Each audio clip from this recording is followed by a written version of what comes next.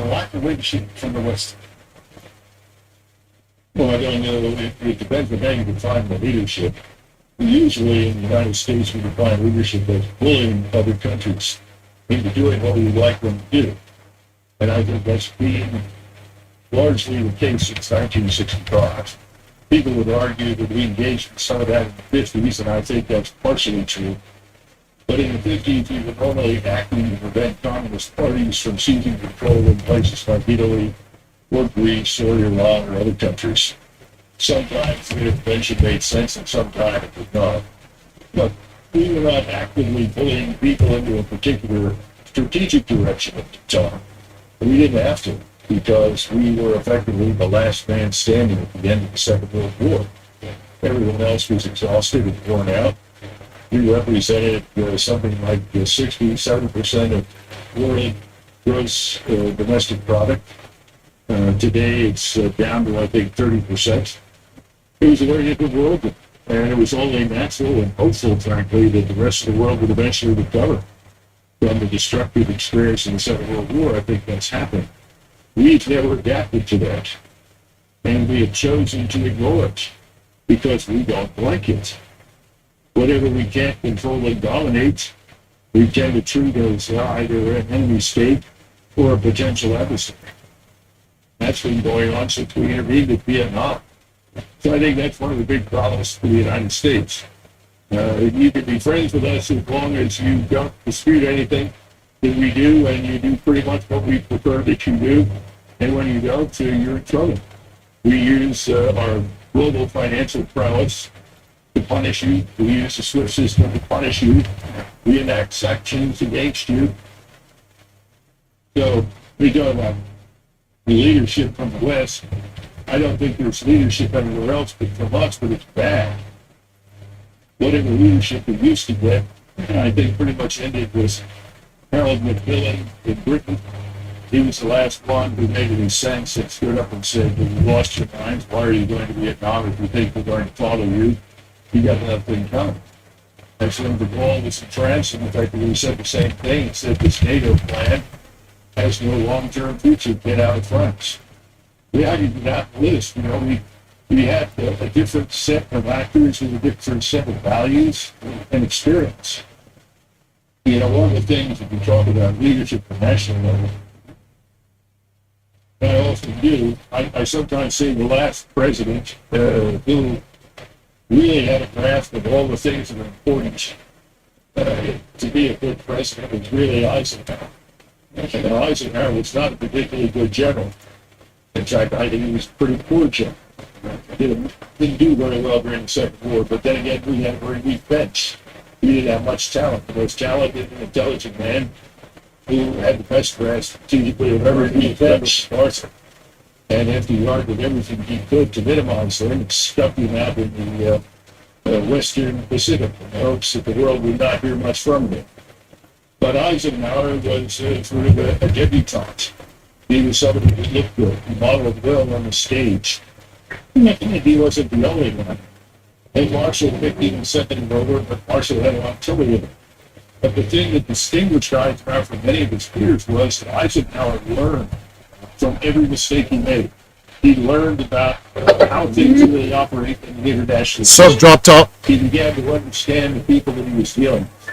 So when he became president of the United States, he was really ready to handle the job. And we were told that he ran specifically on a platform that implied he would end the Korean War. He never said he would do that, but that was the implication.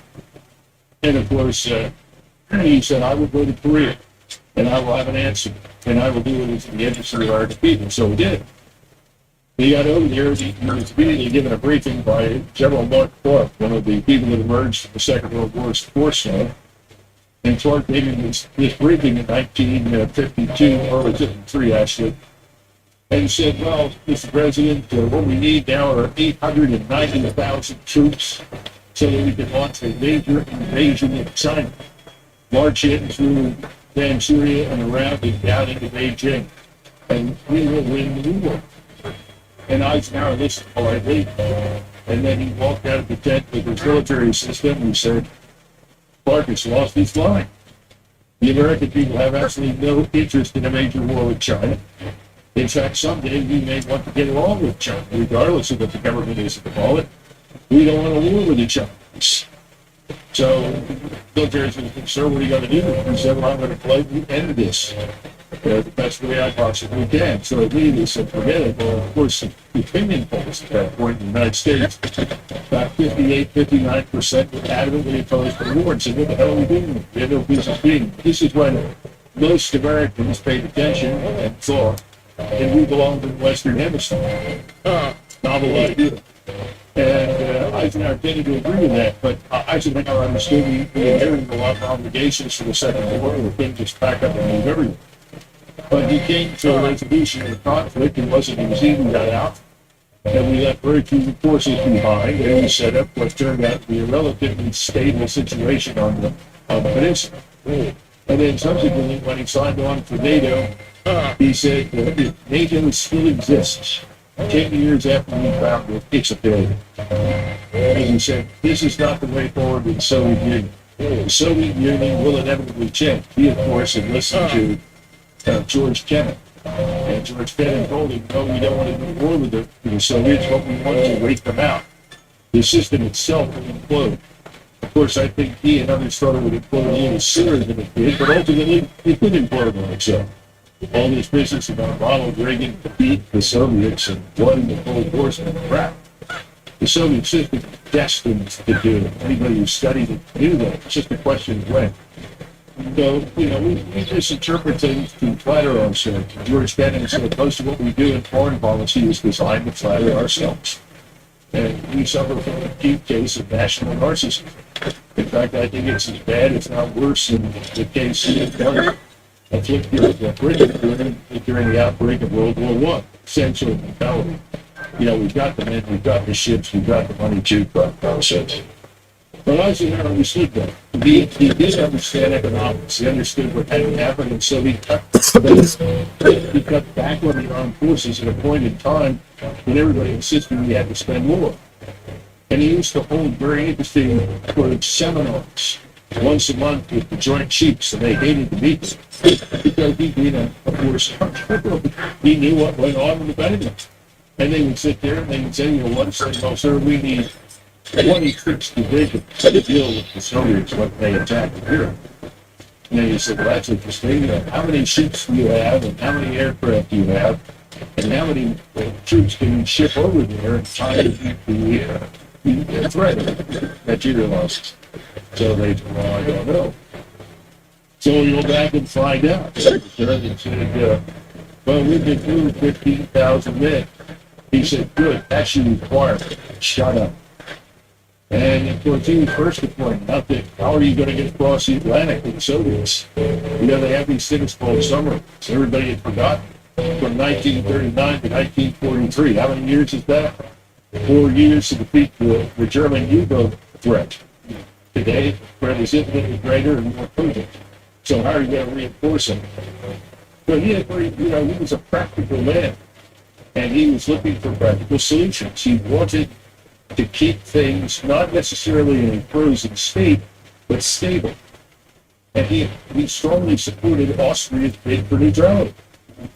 You remember, of course, Austria broke away from Germany after World War II, and Kreisky, who was Bruno Kreisky, was the chancellor, said, it's time for us to get these Russians out of here. How do we get the Russians out? They said, we become neutral. They put together a very good treaty. The treaty was circulated to Eisenhower. He looked at it. They circulated it to Moscow. Moscow agreed. Eisenhower agreed.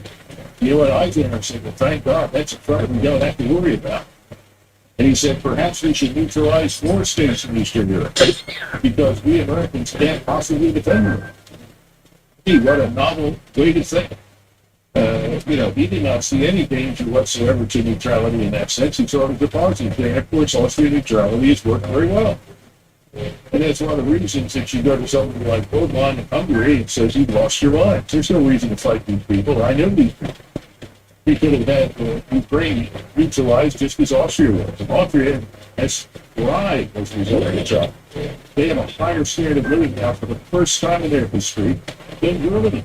The Germans only put down on the Austrians as, they're the Alabamans, they're the poor Southerners. They look better than the Germans do. So, you have to deal with that. Then you look, of course, at you command the armed forces, you understand the economy.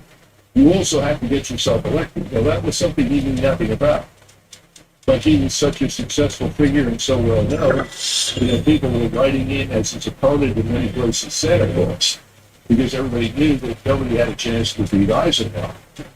If you look at those kinds of attributes and understanding a sense of what the American people can and can't do, and one of the things he said repeatedly in private that we want to listen is, we Americans can never do again what we did during World War II. We will never sustain those casualties that the Germans and the Soviets took. We will never, ever mobilize our whole nation to send all of these forces overseas. It's simply impossible. So he was trying to break us out of that World War II paradigm. But he was succeeded by John F. Kennedy. Kennedy was a good man, but Kennedy, along with Richard Nixon later on, both of them served in the Second World War. If he looked out across the Pacific, he saw thousands of ships. He saw hundreds of thousands of troops, thousands of airplanes. He said, my God, we're the greatest country in the world. There's nothing we can't do. And of course, Nixon was out there in the Pacific living, he was the same thing. And so when they become president, they see this America as being very different than what Eisenhower said. Eisenhower remembered sending a letter in early January of 1945 to George Marshall after the Ardennes offensive, which really shook him to the foundations. And he said to General Marshall, I think we're going to need another 10 or 15 divisions. I'm not confident we can get this done and so forth. And Marshall sent him back a note saying, if you're going to damn well end the war with what you got, nothing else is coming, we tapped out. And at that point, we had maybe 9 divisions. Now, today somebody can't even understand the numbers of forces and equipment and everything else beyond everybody's comprehension. But Eisenhower understood what was going on. They sort of horrendous casualties. By the way, we lied about the casualties. We said the Germans had sustained 200,000 casualties. The real figures were finally released for the last few years. We sustained 68,000 casualties. The Germans sustained 68,000 casualties. And we were only 11,000 in the and we had almost 200,000 casualties. So we just reversed the numbers and why.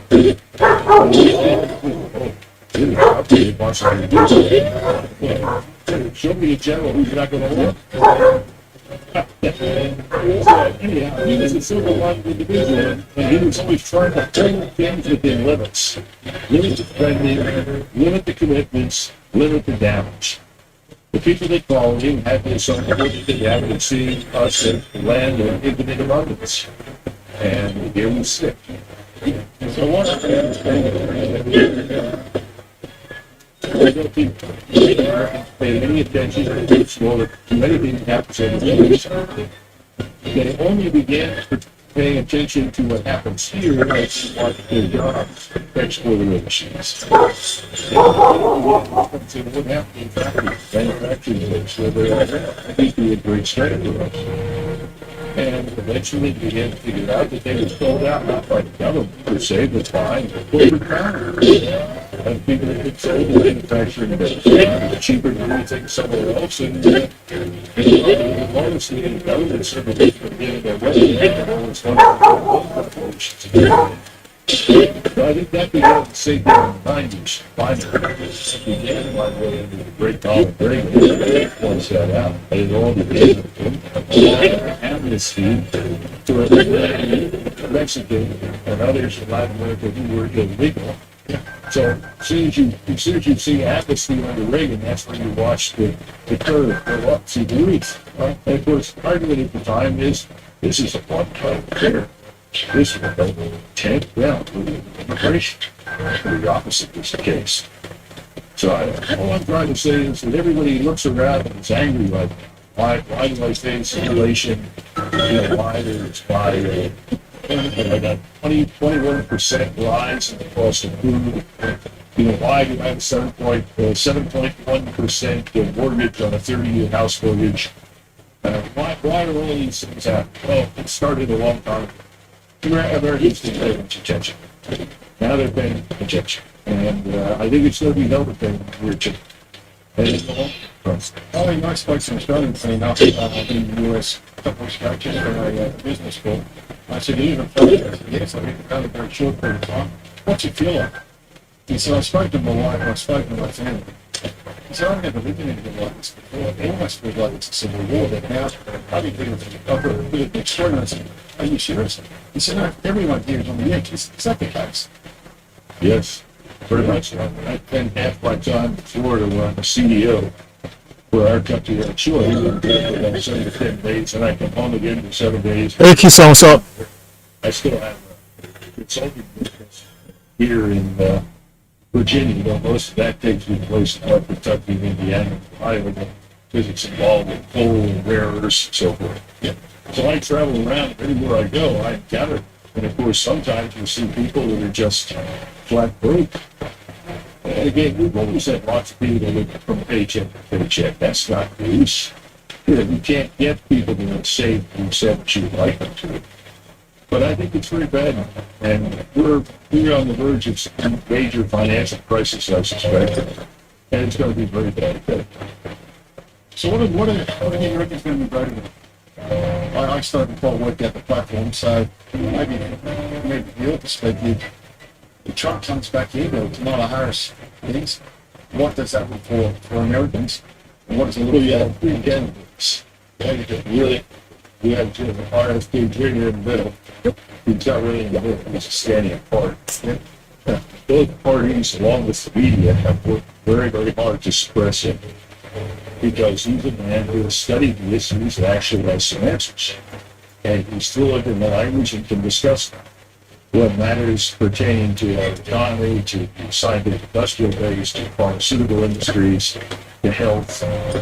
He has real plans and programs, but he doesn't get a chance to say very much. Right now they're trying to keep it out of the next debate in September.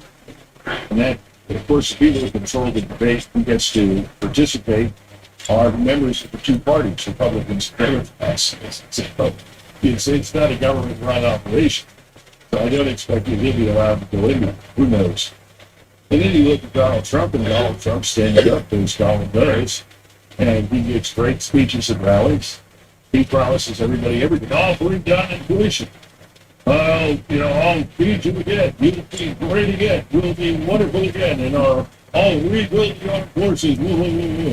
Okay. How? And silence.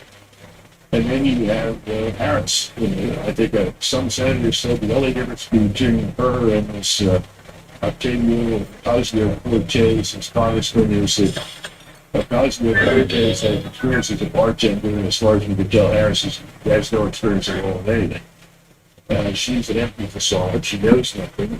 That's why she has no interviews of any kind with anybody. And she has enormous Wall Street support, because she's promising that nothing will change.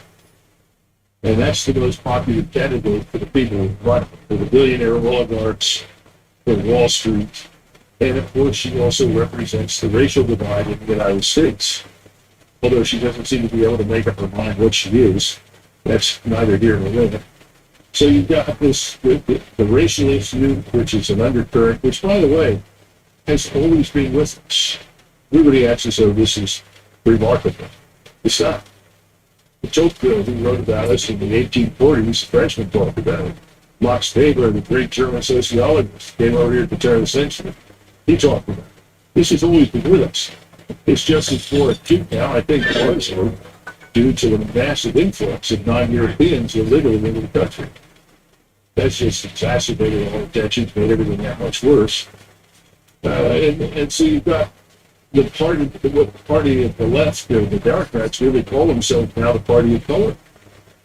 And if you look at the electoral map, and who votes for them, well, if you look at the large cities, that's it. If you look at the counties in the United States, 94% of all the counties in the United States are red. They've always been red. If you go to the state of Pennsylvania where I was raised, the outcome of elections over the last 30 or 40 years have been decided by two big cities, Philadelphia and Pittsburgh. Everyone in the state votes Republican, except the people in Pittsburgh and Philadelphia. And all the voting is funded. They literally funded. They just stuff the ballot boxes with quality absentee ballots. They pull names and addresses off rolls of people who have been dead for years. It's always been a joke, that there's election day, this election day in all the big cities of the United States. Again, this is not a new problem. It's just gotten worse. And the cheating and fraudulent nature of it. So Americans collectively have no confidence in their institutions. They have no confidence in themselves, I think. So you got a democracy there then, or you got corporate running? Sure. What's a democracy? Democracy, what is it? What are a republic? A democracy is a place where we direct vote everything. And we have people we elect to represent us in theory. And of course, now have taxation without representation in all 50 states. That's the big, nobody represents us in Washington. The place is donor occupied. Donor occupied. Billionaire oligarchs, along with all the big corporate structures, they own Washington. And you can't get in to see a senator unless you're willing, as an average citizen, you can have 5 minutes in the senator if you pay $10,000 and they just act for his reelection. Yep. But why do they want to keep it as it is? I mean, you said Because everyone in Washington is grown very rich. The 7 wealthiest counties in the United States surround Washington, D.C. I used to live in my hometown, which was surpassed Beverly Hills and all these other places that used to be excessively wealthy. And the home that I owned was so ridiculously inflated, I sold it. And I moved 65 miles west of Washington. Well, guess who moved in? Largely foreigners. Okay, that's quite striking. You have these classes of IT millionaires that come in, and they have people behind them that are wannabe billionaires, and they buy up all this real estate. So the Americans are leaving. So when you move out, you leave, and it becomes an extension of India, Bangladesh. is diversity then the diversity play working in America? Diversity is a catastrophe. It always has been. Homogeneity is what you powerful. And if I give these presentations, and sometimes I show a picture of the Normandy beach on a map, and show all the British, and Canadian, and American forces that came ashore. I said, this is kind of interesting. What's interesting about it? There's a way, we could bring anybody so far. I said, okay, what else? Eventually it gets down to, it's 95% European and they all speak English. Wake up. That's what made us powerful. That's what gave us strength. And this country for the last 50 years has been working tirelessly without understanding it to destroy them. Then it was Europe is the same. It's a power king. Europe is the same. I think it's a little different. I think, and of course, my last trip over there was in 2015. Okay. And when I was in Germany, I got off the railroad station I was waiting at the railroad station. Off the train came hundreds of Muslims from North African villages. These were these unwanted migrants. And they saw me standing there, and they knocked the phone and asked me in English where this was, and I directed them. And I got out and found that I had lived in the area. I lived there for a total of 6 years on 2 3-year tours. Yes. And it was a beautiful little town, and suddenly it became 20 to 30% church. And you can imagine the Bavarians got very happy. When I lived there was no crime. When I lived there, nobody really had to lock their doors. You could walk anywhere you wanted at any time of night. Children, grown up, anything. Well, that's gone. I think that's the problem. Had an overwhelming majority seeing this country. When you go into the city, you're looking at the demographic change that is eventually it's like a flood. There's almost nobody there anymore who was there. Now, my parents' family have been in Philadelphia since 1681. I always never go back to Philadelphia. Philadelphia is gorgeous. Once you get past that, historical monuments, what's the demographic change? Well, it's no longer racist. These things change. We can all sit around and say, well, that's pretty racist. I think that's pretty far. Well, if you haven't had to live in it, as I have, you haven't had to live through it, as many of us have. So you get stuff this way, the sun doesn't change. You get, it's true. This is the big factor. It's not working. And you know, I was at this point, there was a block of instruction that they gave us that I'll never forget. And it was a discussion of the campaign in 1866 between Prussia, Germany, and Austria. And one of the things that was pointed out is that the Austro-Hungarian army, which was not a bad army, it was reasonably well armed, and they had pretty good officers.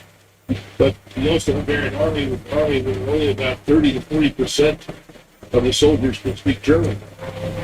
And most of them were officers. And that meant that the rest of the army was, if you're not, and the joke that Austria always was that after by the end of the day, other than the Austrians who were still fighting, the only people who were willing were the Croats. Everybody else left. Well, if you go to the German side, the German army was 95% German. Did that make a difference? Well, yes, it made a difference. They were evidently more effective than their Austrian counterparts. There were communications problems. There were cultural homogeneity. People understood what was expected. And that was presented to me as a genetic response. They went off and like to say, we went wrong. And we understood that nature rests on the foundation of this human homogeneity, where there's cultural understanding and the capability of cooperating and working with. As you get in what I would call the majority, until it becomes majority, that's lost. And of course, that's what happened in Austria-Hungary. In Austria-Hungary, no longer exists. How do you see the role of the U.S. now, depending on which member it is? Well, let me say, what sort of role I think is going to be defined by their actual financial condition. Well, also military points as well. Yeah, but everything depends on the economy. Yeah. But I'm aware of this whole thing. You know, when I go and I talk about military power, I said, we want to pour and pour and pour more and more money into something, thinking you're going to get something out of it. The real foundation of military power is our scientific industrial power. What has happened to that? What sort of manufacturing sector do we have, and what is it built? You know, if you don't have assembly lines, if you don't have the innovation that you used to have in industry. Innovation occurs on the shop floor. Anybody in the business knows it applies to mining, it applies to so many professions. That's where things really change. And then if you've got a good CEO, he exploits it, takes advantage of it. If he's a bad one, he's one of these insecure narcissists, then it fails and destroys business. Well, we learned those lessons. We understood that country was built on that proposition. But it was like Washington State at the end of the presidency told everybody to give us 20 years of peace and no power to challenge us, because we will be the most economically powerful force in the world. So he was right. And we had almost no army. He was the man that had led the Continental Army all the way through the Revolutionary War, and he just had everything. And we only built back in very small pieces the Navy and the Army as we needed. Because we understood that was not a productive sector. In other words, you should maintain only as much military power as you deem necessary for self-defense. If you go beyond that, you're sinking the cash into something that is going to happen. There's no real return on that investment. And today, a lot of technological innovation occurs in the private sector. During World War II, and a lot of it's in the military sector for obvious reasons. That's less and less the case. So when you say, what's the road up, my first point is, what's our financial state? And I think we're going to grow. I think we're going to default in a big way. By the way, we defaulted twice. People don't know that. 34 and 36. Only we didn't call it that. We call it restructuring the debt. What's what you get now, better than your GDP, isn't it? Well, it's, I think somebody said 140% of rising. That would be $1 trillion every 100 days. It's just insane. Somebody said it's now, thus far this year, it's consumed 25 to 30% of all tax payments. You can't go on. And in those days, you know, we could renegotiate the debt because people that lent us the money understood that we could pay it back. If you look at the last Treasury auction just down a week ago, we could not sell any treasuries that were longer than 2 years. There was people were not buying 10 and 30-year treasuries, which is really where people used to buy those because they wanted long-term investment in the United States, which they saw as a great bet. That's no longer the case. And once you get China and Saudi Arabia and other places to jump on that, the treasuries, which is what they're doing, it's only a matter of time until this house of cards that we built financially collapses. So our role of the euro is going to be constrained by what we can actually do. You know, there's a difference between what you want to do and what you have to do. We can get by with what we have of what we spend on defense. But we want to intervene in other people's countries. We want to meddle in other people's affairs. We want to be able to threaten and bully, so therefore we spend more money. And do we trust you anymore? I don't think so. I mean, that's the other thing, particularly in the Middle East. I think the Middle East is catastrophe for us. Saudi Arabia is gone for dead. They have no confidence or faith in us. I think you're going to see the whole region, most of Africa and much of Asia. So they have to have the board one from back to the Africa. No way in the world. Yeah. How would you sum up the Middle East thing? I would sum up the thing is, I think somebody said recently that the Israelis are actually Mr. Netanyahu has achieved something that has not been the case for over 1,000 years. And that he has unified Persians, Turks, and Arabs, Sunni, and Shia. All at once, we can agree on one thing: Israel is trouble. It's been a menace for years. Now it's an existential threat. It needs to go away. And that is the view across the person.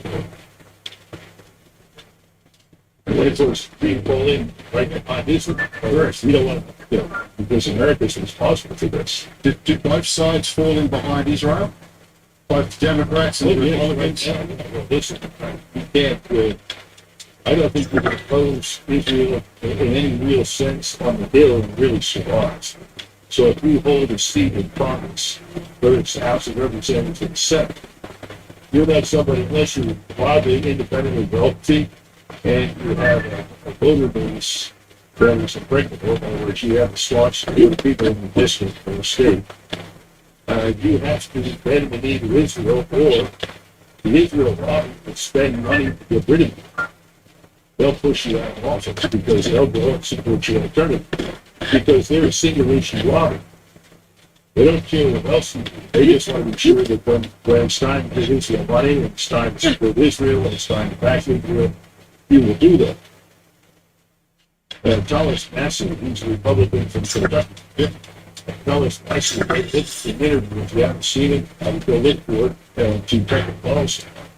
And it was interesting because he told something that most people didn't understand in the United States. He said every Republican congressman and senator has an Israeli language. So what do you mean? He has a language. In other words, there's a representative in the office for AIPAC, the American Israeli Political Action Committee. And he's there to advise you what you should or should not vote for. And if you vote for something that Israel lobby unions as antithetical to their interests, you have a choice. You can change your vote or they'll change the nation. On the Democrat side, it varies because, first of all, largely the Democrats don't have to be persuaded, but you also have a deep crop of Democrats in government. And this is where race seems to be rather prominent. They're very, very, very anti-Jewish. So right now, I don't think that's a major problem with threat to Israel. You know, maybe as the sport breaks out and people start taking losses and this thing drags on, and harms everybody economically. Yeah. They have to change. So how do you see it playing out? You've got Hezbollah hitting Hamas, you've got the Suez Canal being blocked, you've got the Red Sea, you've got new tactics happening, you've got Iran ready support? What's you're a military person, what's the strategy? I think it's going to be an initial firing of weapons from Hezbollah, and then maybe Iran will probably join in. What I don't know is what does that mean? In other words, In the response? how much are they going to employ against Israel? And I'm sure that there are debates even now. I'm sure they have various plans. And I'm quite certain some people are saying, look, if we're going to do this, let's not hold back. Because we know that when the Israelis counter, they will not. So why should we exercise restraint? And see, to this point in time, whatever you think about the Iranians, they've exercised considerable restraint. Because they very honestly don't want to. So, we'll have to see how this turns out. But I think, Well, what do they want then? I think they want to be left alone by the Israelis. And I think they want the Israelis to leave Muslims alone in the region. That means stop killing and expelling people from Gaza. That means try to deal with Hezbollah, recognize the legitimacy of their position on the other side of the border. That means recognizing that they're going to be a normal state in the region. You know, Hezbollah exists today because of the Israeli occupation of Lebanon. There was no Hezbollah when the Israeli continued. So I had Israelis sit me down and tell me that I've been over there several times since 1999. I said, yeah, we're pretty stupid. We created Hezbollah. And of course, you realize that Hamas was also a creature of the Israeli government itself, because they thought it could be developed as a useful counter to other groups within the Palestinian Authority. They wanted to divide the Palestinians. This Netanyahu, to some extent, that was his range. All of these things have backfired for them by the bad. So if the answer is we just have to kill more Muslims, which appears to be the solution at this stage, I don't know if it's going to work. But didn't they return? Gaza back to Hamas? Well, yes, they're dominating to Arabs, but remember the Gaza was originally under the Egyptian administration after the 73 war. Yep. And when it came to discussing who would take it back and who would run it and so forth, I wants to not hold Begin to forget it. We don't want anything to do with it. And there was a tacit agreement that the Egyptians and the Israelis would cooperate and continue from. And indeed, that's what they've done. The Egyptians and the Americans were very carefully trained to deal with various forms of Islamic jihadists and were inside Gaza and cooperated with other people in the sign. In fact, that's one of the casualties, I think, of this particular conflict right now, which is so tragic. With Egypt and had good notice for them. I think that's good. I don't see it being destroyed. I'll be very surprised if General Sisi survives in Egypt. We do not have influence as much as anti-Israel, anti-Western ability coming down. I think the same threat is very real. King Abdullah is another one that now is regarded widely against an Israeli public. I don't think that's fair. I think he and his father both tried to maintain stability and tolerance and so forth. But that's the new, I think, where he would be gone. I think Mohammed bin Salman has figured out that he's got to get on the right side of this issue, or he too might be out of the job. I think this is the wave that sort of washed over the Islamic world. They're taking the position that it was really in a position to either with us or against us. I think all of the Islamic states have taken a similar position, either with us or against us. But if the Israelis and the Americans, I know the Americans will, but if the Israelis hit Iran, if they decide to do so, do you see potentially the destabilisation of the Iranian government, totalitarian, strong, a potential rise by the people? Do any of the people in Iran have a weapon? No, but there was an Arab Spring. There was an Arab Spring some time ago. They have no weapons. That's why we have the Second Amendment to the Constitution and the Bill of Rights in the United States. They have no way of against anybody. They'll be shot to pieces. It's that simple. We look at the people in England. They're rebelling, they're preparing that people, what can they do about it? They don't have any weapons. And this is true all over the U.S. This is the problem we have with this desire to turn everyone into a sedated consumer who will mindlessly behave in government. Take all the weapons, they don't have a choice. That's why we Americans never do that. Okay. What's your thoughts on, at the moment, the state of play in Ukraine and Russia, and the push by the Ukrainians of like into Russia? Listen, there's not much of a push. There's not much of a push. There's a few thousand. It looks like this is playing with Great Britain. And we have evidence that there are a number of American, British advisors involved in it. And we simply look at it with Russia. And remember, the entire war with Russia was not fortified independent. The war is actually maintained. This is very large here. Americans have no idea what they're doing.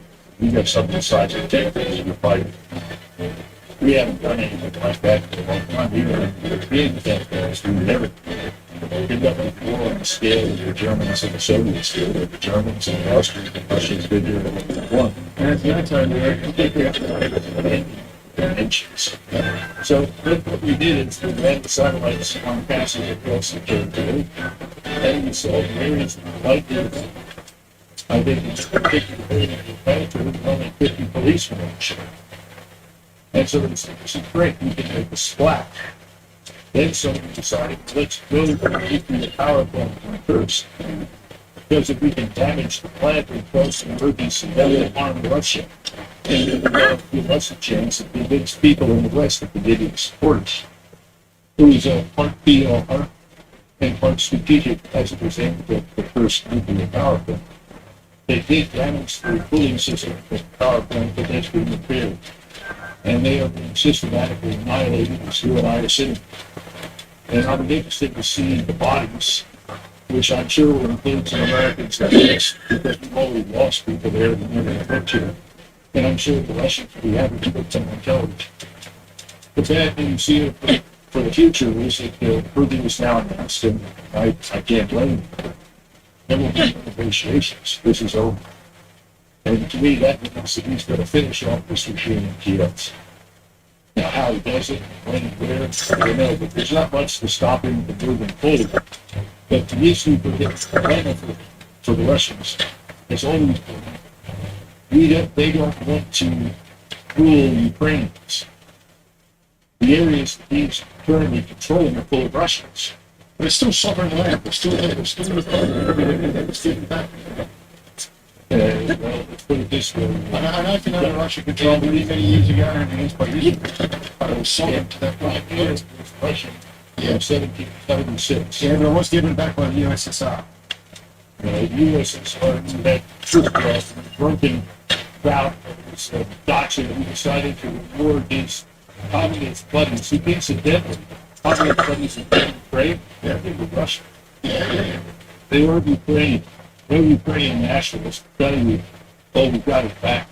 Boy, that's just nonsense. In fact, we had many Ukrainians in the United States, Alan, a very famous movie star with Ukraine, Pennsylvania, I'm from, and he was awarded some medal from the Ukrainian USSR for his brilliant performances, and he basically spat in their faces and said, you are not Ukrainians. I don't know anything about it, but you're not Ukrainians. So, at that point, I mean, shuffling a town or two in the border with everything back and forth to New York and nobody's paying attention. It's irrelevant. What you've got now is in the old part of the world, the borders have changed repeatedly over 100 years. Populations have changed. Who didn't understand that? Populations in eastern Ukraine were Russian. The majority of the population on Crimea is not Ukrainian. And the non-Ukrainians were treated as second and third class citizens. They were being punished according to law. They were tremendously disadvantaged because they were being subject to Ukrainian invasion. And the Russians didn't like it. And that was the purpose of the Minsk Accords.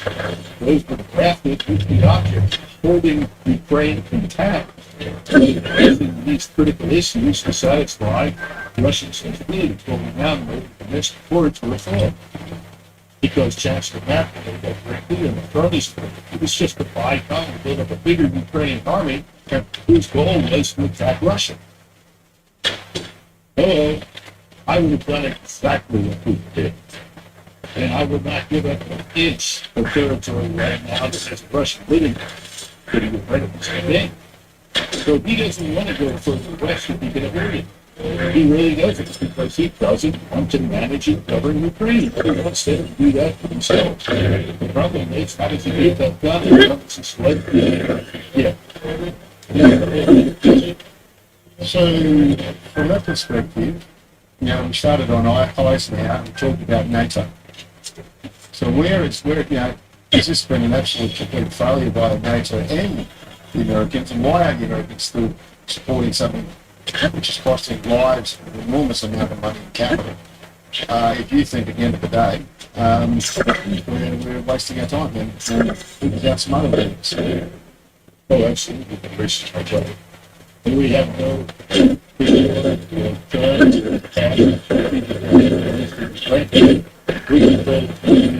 no possibility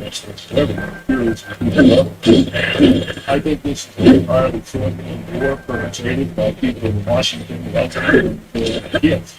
And that's a public government. There are lots of people behind it. I think as far as NATO goes, I think NATO is pretty much a dead man party. I think it's a resistance. In January, before the invasion commenced, I was here, you can look it up, by Dmitry Sarks, who's a Russian who ran the national, center of the national efforts. He asked me the same question. I said, if we embark on this, it will be the end. But NATO won't end until you see the current governments go away. And you're going to see that happen. I think you're going to see Scholz go on. I think you're going to see Macron go, and I think you're going to see changes in Scandinavia. The real question is what happens to Britain. I don't know that. I can't predict that.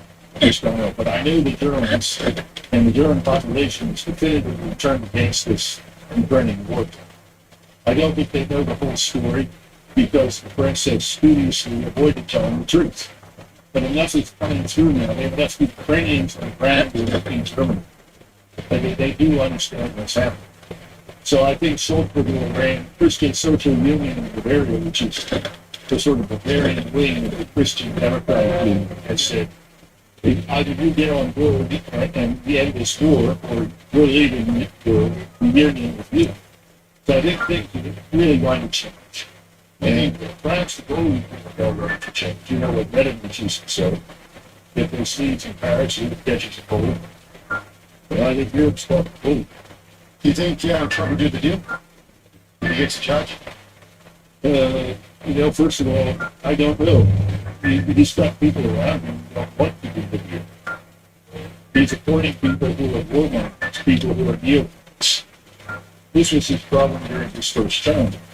He didn't pay attention to the work.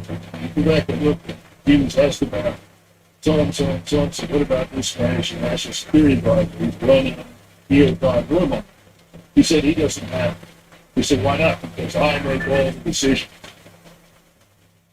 But Donald Trump should have learned by now that he was dead wrong. It matters very much who becomes a cabinet officer. Now, we have 5,000 appointed positions in Washington. You got to fill them up. And you got to fill it with the right people. If you're filling with people who don't agree with you, who don't support you, that are told to ignore you, which is what happened, then how much can you reasonably accomplish? So I don't know what President Trump is learning about this. All right. Now, we started on the conversation talking about how allies with the US regards to the economy. Now, we talked about the economy as the global economy of world trade. Now we're moving alongside Russia, creating, in many regards, a very strong relationship. You've got the US talking with Europe, which is sort of boundary in certain areas. What's your take on the shift and how we've allowed that happen? Is it good, bad in China? It's fixed its muscle. And then they play it smart, very hard thing. Well, North Korea has opened the range of groups economically. It's a basket case.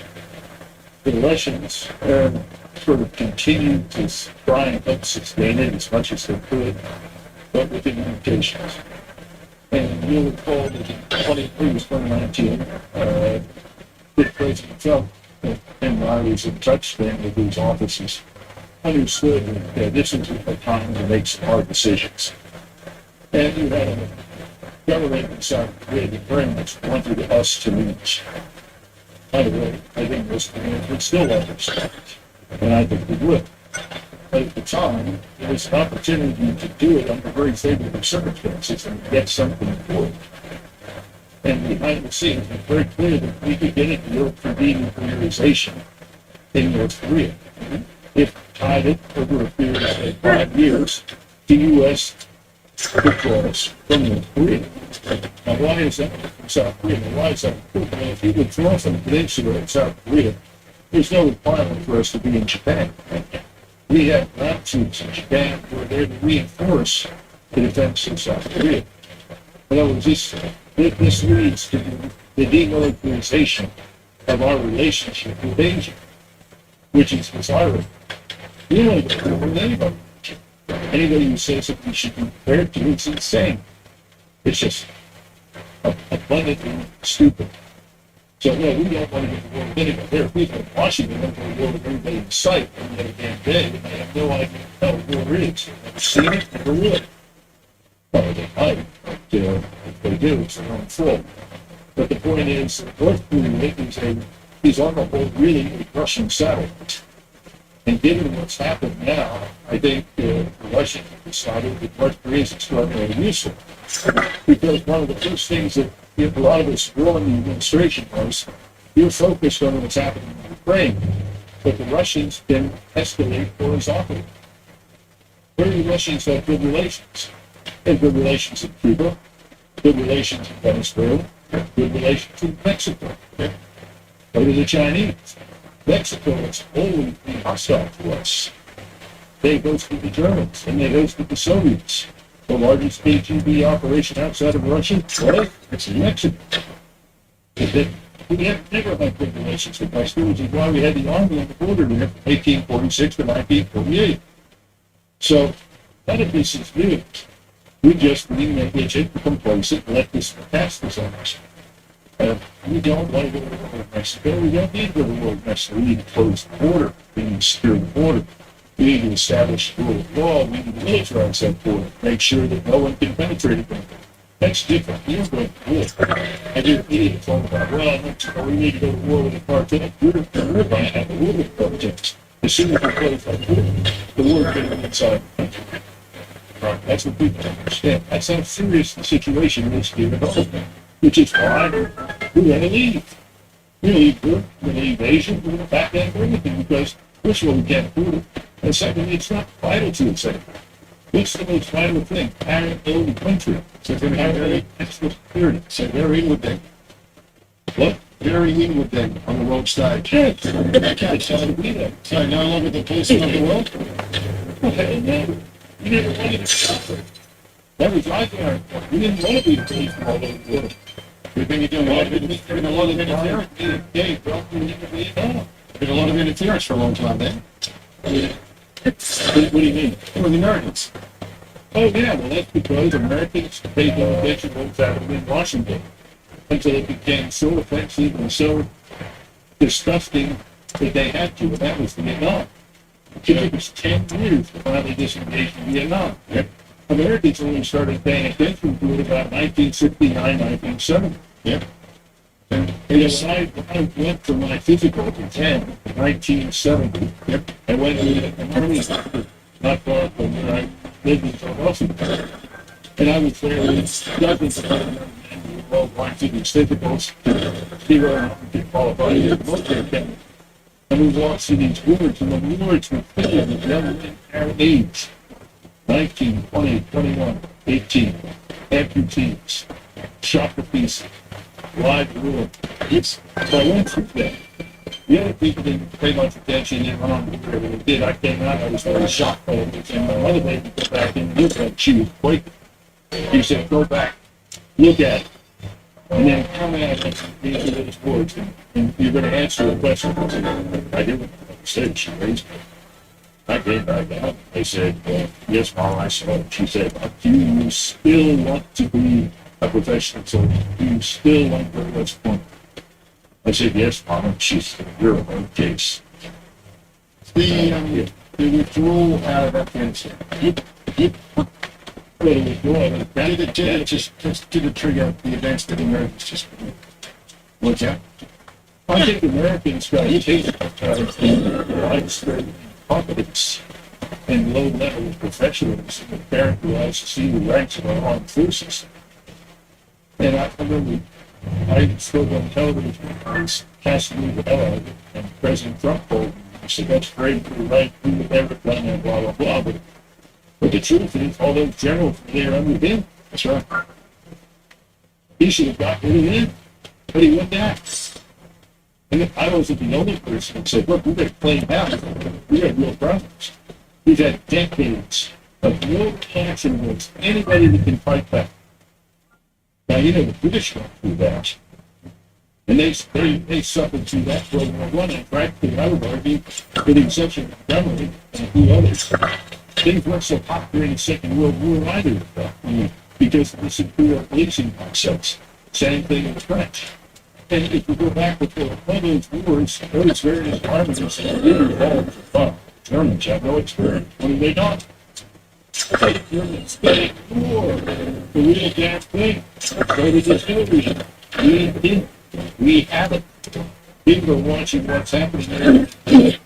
You're playing second book. Which is a fresh into the alliance, like the ISR, like many of the comments, where you integrate space-based terrestrial intelligence channels, biases, right? So that's what you've done. You can't stick your head outside in the foxhole in your brain behind something, try to kill you. But you know, that was something we needed to work on. We should have learned that artillery. Well, now we can, but I don't see that much different things that we really in this. This is the World War II posture. So the resources that can invest in it to spend on intelligence. The Russians have come back emboldened, stronger, and they're looking at the class of technology. All the trade tariffs and all it's going to look like the fund. The economy seems to be coming up. What is your intelligence needs? There's two problems with it. Number one, people that look at these things are not familiar with population, the culture, the language on the ground. They're looking for some other odds. So that's a problem. Now, you will have some intentions. So there was one consideration because of this tremendous backstop of resources. How are we going to isolate the country which, frankly, is a country? It can grow its own and produce its own minerals, produce its own metals, develop all the technology that it needs. It doesn't need. We didn't think in those terms. We thought we were still really successful isolating Iraq. And then we defeated them. That was really hard. This was not advanced.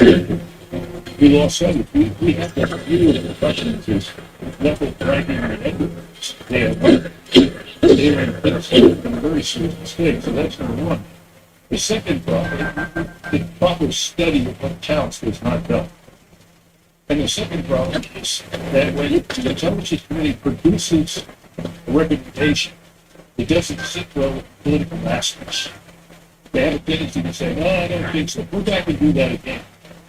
And then you get somebody like Bob Gates, who became Secretary of Defense, who was in the CIA.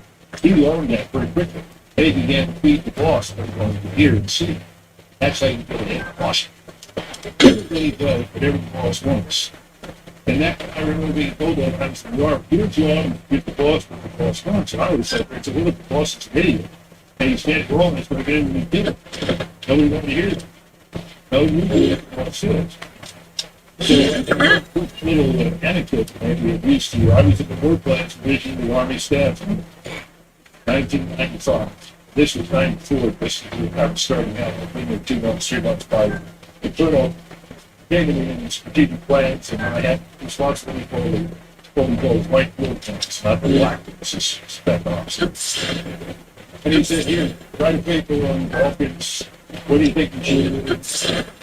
Do we fit in there? Do we not fit in there? Should we those over put it in times, try to get it set down, put it in 2 pictures, and back and say, "Oh, this is good. I like this." Went to the Major General took it, went to the 3-star, he took it, was passed up to the 4-star chief of staff. And basic recommendation was, this is not an area of long-term strategic interest for the United States. But it's still partly the Balkans is an area of strategic interest to Russia. And for all intents and purposes, everybody there is a Russian tenant. In other words, the Russians manage the land. Yep. And we really want to get on with the Russians, and we're doing very well right. So we want to avoid friction. And I went to the Russians liberated the whole area from the Muslim Turks. And even the people that don't like the Russians who live there, they keep not saying. Okay, so I said, we should not directly call ourselves no permanent U.S. military presence. Right? She was having the Army said, I agree. He took it over to the White House. How do you think that went? White House said, man, we were intervened. Interesting. We intervened. And then I was dating police stars. I was working for General Clark then. He was a 3-star, and I was a full colonel. And, I did some map work and drawing boundaries for the various groups, co-ops, Serbs, and the Muslims. And he got instruction from then Secretary of Arcadia, and I thought they were very good instructions. And Secretary Perry said, no, Clark, first of all, we don't want any constant borders. No hanging piece of real estate with nothing between them and the parent state. In other words, don't do that. Make sure borders are contiguous. You don't want any piece of catalyst on there. He said, the next thing is no permanent U.S. military presence. We don't want 50, 100,000 U.S. troops stuck in the Balkans. We need to have them on hand for deployment against the real enemy somewhere else if we need to do it. And then finally he said something that was very good. He said, no agreement is better than a bad agreement. Brilliant guidance. All went right through it. Because the Trade Administration wanted what it wanted, and it got it. So my point to you is that you do have competent people in the intelligence unit, and many times they come forward with the right answers. But it's a lot of time. What comes to the end? Before we ran this conversation, I'm coming out of Australia. And day in, day out, we look up above us and we've got China. We've got South China Sea. We've got the whole Pacific changing. We've got a lot of money being spent and invested in islands, the ports, the control, etc. How do you see the South Pacific? And how do you see would America come to our aid? And what's Australia's role in the American defence strategy? Are you expecting Chinese invasion? I'm not, but you read things every day, and you talk it up, and it's part of the political narrative. What is the critical interest in this? Let's look at that. It's purely military standpoint. Number one, the Chinese have never stopped commercial investment. In other words, commerce moved in and out of China, through the South China Sea, through the Malacca Strait, to the Indian Ocean and back, and between Japan and the United States, no interference with what China's going to do. That's all right. That's important. We would like that to stay. And I don't see any evidence that China is going to change that. Because it's very dependent, as we discussed earlier, what happens if the Strait of Hormuz, so absolutely, because if you get a low natural gas and oil again, it's not enough to sustain that country. So that's the first thing. Second thing is, these little islands. North Vietnam actually has militarized, fortified, and controls more little islands than China does. We never hear of it. of the countries in the region, I would say the most impressive, other than North Korea, is Vietnam. Infinitely more impressive. We have a big joke in that part of the world where there's Confucian culture. I'm sure you understand what that means. Yeah. If you look at the in the court system, if you are accused of a crime and you go to court, the probability of being found guilty in China is 99%. In Japan, it's 98%. In South Korea, it's 98%. In Taiwan, 98%. In North Korea, of course, 100%. And in Vietnam, 99%. Okay? So, see, just tell me what you want to change, okay? You're out of your mind. You're not going to change anything. So give up on all this nonsense of democratizing anything. And most of the people in the world are looking at us and say, well, if this is evidence for liberal democracy, what we see in America and Europe, we don't want it. And if you're looking for what they do want, and I've spent time in Asia with Chinese on Taiwan, Chinese in China, what? Yep, they all want to live in Singapore. And Singapore is a very successful fascist state. That's what they want. They're interested in making money, living well. And if somebody gets out of line in their culture, that person needs to be punished and dealt with. So let's understand the cultural differences. When you live in the South China Sea and complain to America, Taiwan shares in all of those points. Both Taiwan and the mainland Chinese all make the same claim. There's no difference at all. No one ever talks about the Taiwanese. No one ever talks about the islands that the Vietnamese control. Now here's another very important point. How long do you last on any of those islands if you put any military power on them? Most admirals of the U.S. Navy would say 10 to 15 minutes. Because there's no way to protect yourself. Who's involved? So do they really threaten anybody? Well, if they do, they won't threaten anyone. So the key thing is, we should be interested as Americans in what we've always been interested in, which is business and trade. If that goes freely and unencumbered, then we shouldn't be a part of what goes on. And if you leave the people in the region alone long enough, they'll sort it out. The Vietnamese and the Chinese hate each other, and if they go to war tomorrow, if they go to as necessary without hesitation and establish the hotline between Beijing and Hanoi City, Ho Chi Minh City, right? So they don't want to go to war. They're not stupid. Filipino, President of the Philippines, is saying we probably don't need these Americans, so the capitalist control because he picked up the phone called cheating. And things were sorted out in the 15th Sea.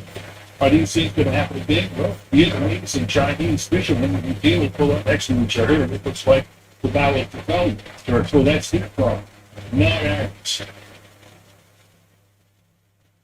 So I think you understand that. Now, finally, China is headed into a very deep recession right now. Their banking system is a catastrophe. And every morning, President Xi wakes up and he says the same thing. Probably, I don't know, certainly hasn't provided, but he doesn't say, how can I attack him? That's right. He says, how do I hold 1.4 billion Chinese together? So, I am not worried about the Chinese. And I don't think we need to be in the condition we are, in the posture we are in Asia. Because I also know something else. I've seen the Japanese Navy. I've seen the Japanese armed forces. And if they had to fight the Chinese at sea, the Chinese are finished. The Japanese are simple. There's some evidence about that, that's for sure. Where's the Americans coming in? Chinese? In trouble. We have had to strip out other crews in order to bring the three carrier battle groups that we want for this current conflict in the Middle East up to strength. Our maintenance is in a shambles. We have effectively overused everything. Your info system did some work, overused it. In other words, you just overused the fleet. We've overused everything. We're on repeated deployments to places that were not necessary. We never needed them to begin with in these places. You know, well, my son graduated from the Naval Academy, and he left to see the Navy, like the Navy, but he couldn't figure out what the hell we were doing. cutting straight from the Indian Ocean. You know, he was over there when the Somali pirates were running out of control. And all the officers on board ship said, "Look, let's take care of the Somali pirates. We'd love to do that. We're well armed, we can do that." The captain said, "Oh, our mission is to deter the Iranian ship attacking." So everybody knew that was going to happen. Does Australia have a... Which is one of the things I keep in mind about the Navy, too. Yeah. They're having problems pretty because we don't want to live at sea for years at a time. It's insane. And the other thing is that these carriers are not the great weapons they once were. I mean, you have an opportunity to use a carrier in war or have it severely damaged. That's a strategic game changer. You know, carriers, in fact, I would argue much of the surface fleet is only for use in what I would call permissive environments. But they have to fight an enemy that has effective ISO strike. If they can reach 150 nautical miles, then you have to move the surface fleet out there to avoid doing hit bomb. If they have deep sea capable submarines, you still have this. Right now, fortunately, that's less of an issue, but that'll become an issue in the future. I've watched carrier battle groups race 150 miles away from the coastline of Yugoslavia because they thought these are subs were there with Britain. These are instrumentalities of the Second World War. And you don't have to sink it back. All you have to do is pick up the bullets and fight them. But they must work for today. We also don't have any surface ships as we don't stay around with them just because we haven't seen the need for it. One of the admirals pointed it out yesterday.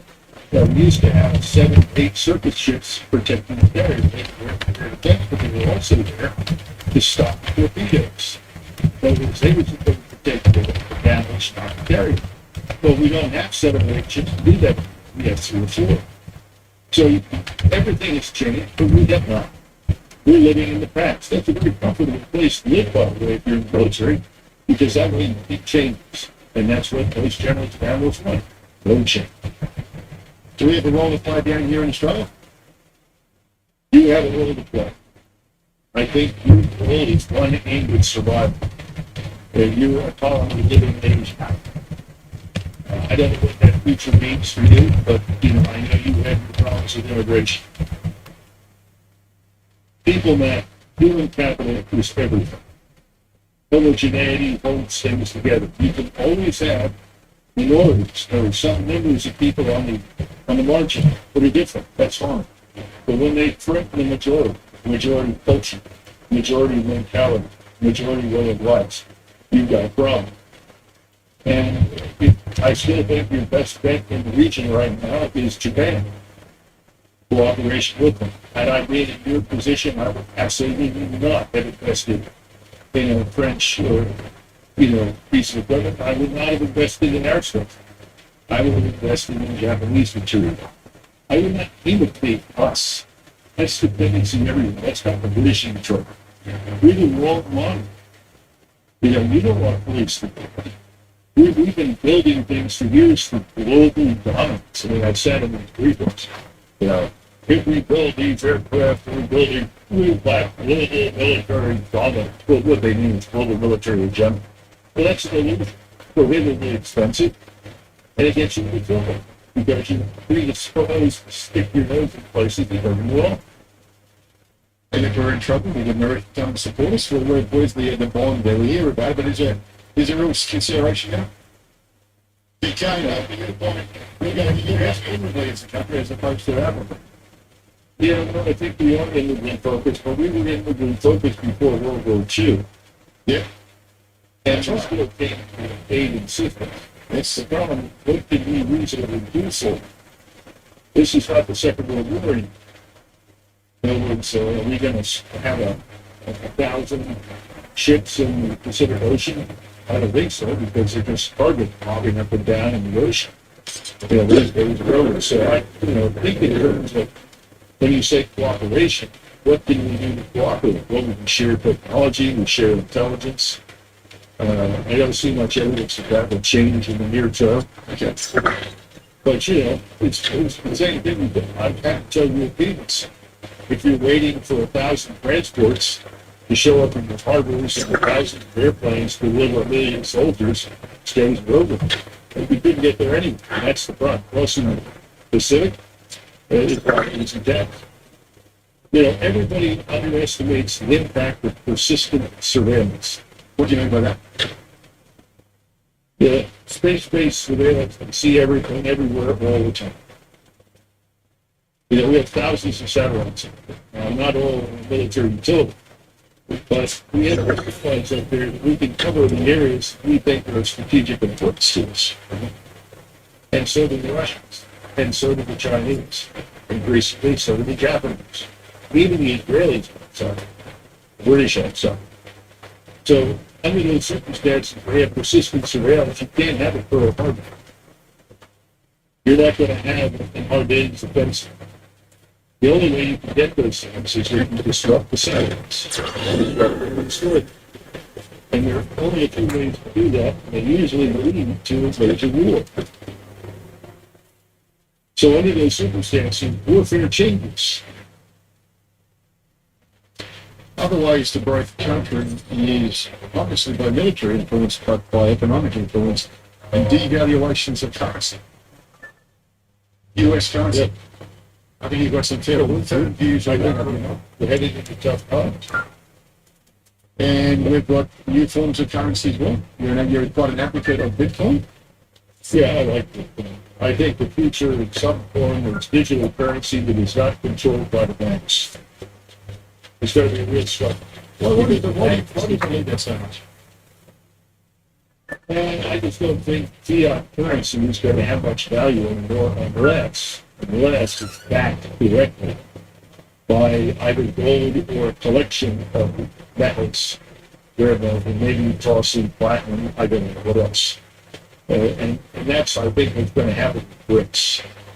And you're going to have a system where their currency, or the currencies that are part of BRICS, will be backed by gold, and eventually silver and other things too. When a transaction occurs, at the location where the metals will get that will be executed, and that backs the fiat currency. I don't think we do that with our currency.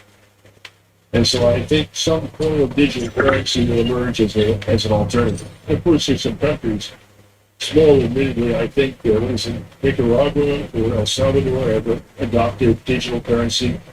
I think we'll see more of that.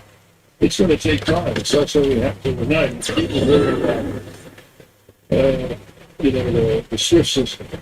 It's not going to be a system. So it's not going to happen in this case.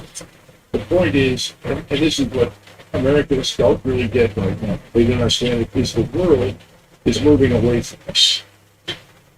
They don't want to be dependent on us. They don't want to be dependent on finances, on trade, or anything else because we recognize they're so long.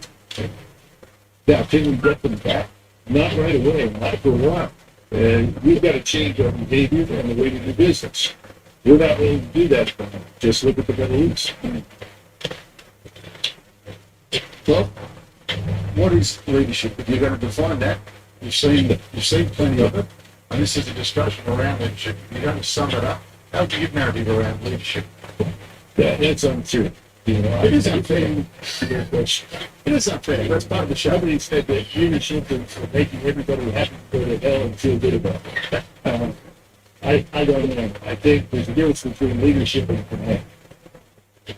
Command is very different from leadership. There are people who are very good at leading at lower levels but can't command worth a damn. The Germans understood that. Bonaparte understood it.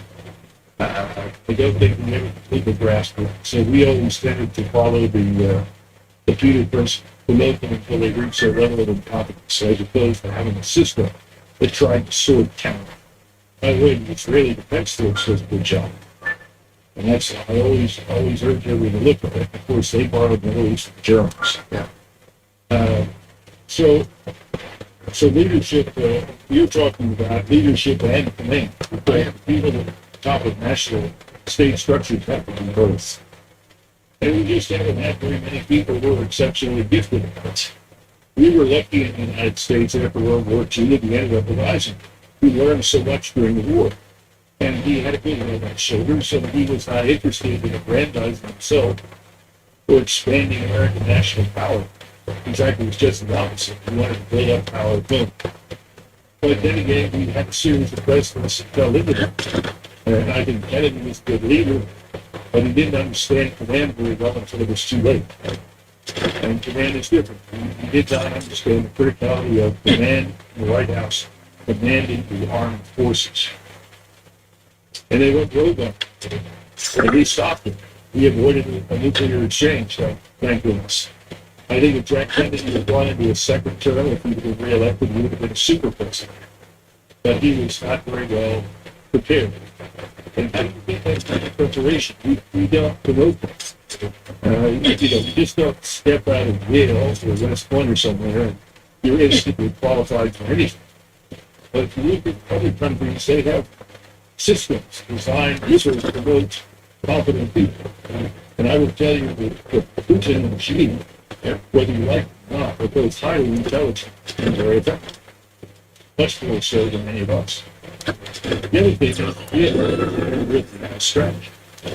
People talk about Cold War, but we were so big, we were left alone for so long, and we were so wealthy, we didn't need a strategy. The strategy was we control everything between the Atlantic and the Pacific. You still think you're absolute strategy now? Yeah. But, Are you still absolute strategy now? oh yes, we have no strategy. What we have is wish list. We want the world to be liberal and democratic. This is just absolute bullshit. It's nonsense. That's what we have for the strategy. And then we create enemies when they don't exist. Why are we saying China is a potential existential threat? Well, they're very wealthy. Okay. China, for most of its 5,000 years, has been the wealthiest country in the world. They didn't threaten much of anything. And the only time they did threaten somebody was when they were under the Mongolian rule of Mongolian dynasties and actually tried to expand. Chinese are not in that business. It's not them. It's not the way they think.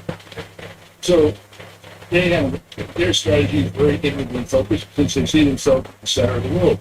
Russia's strategy was to control as much terrain far from Moscow as possible to ensure an invader would have a tough time reaching the Russian center.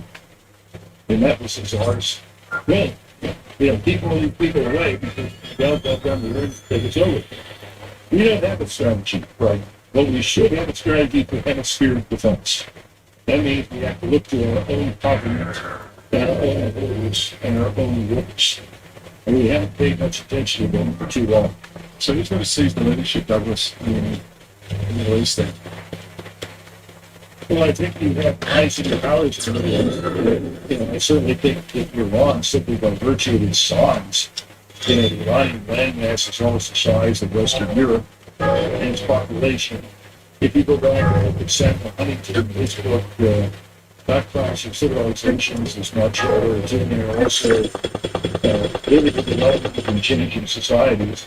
He pointed to Iran as by far the most advanced and sophisticated of the Islamic states, with the best educated population, and predicted that people avoid going to war with them and killing them.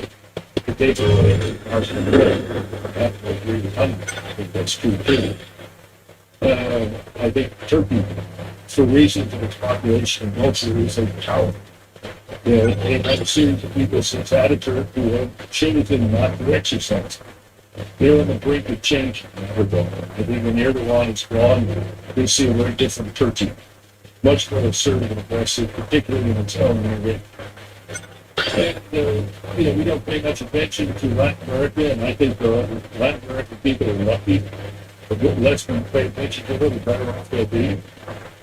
I have a son who lives in Argentina. He's down in Buenos Aires, and he says, people down here don't know this at all, and what we're doing, and think we're crazy. They have a very different culture, very different way of looking at the world. They're not interested in invading anybody. Because, Latin America is made up of perfect, but it has certain virtues. And that has made the outbreaks of destructive wars almost impossible. That's a good thing. So, when you say, what's our goal? I think we should be exactly what Washington said. He and Hamilton argued vociferously with Jefferson. Jefferson wanted us to join the French Revolution. Just imagine that. Of course, Washington Hamilton thought he was certified. They liked them. That was the craziest I've imagined. Washington said that if we would do that, we'd have Russian, British armies on the North American continent. They were intended to extinguish us. So he said, our mission in the world is to be the world's engine of prosperity. And if we are successful, people will want to imitate us because they will see that we are successful in doing that. But we don't want to be involved in other people's works. That's destructive. We've learned that's ultimately why we broke away.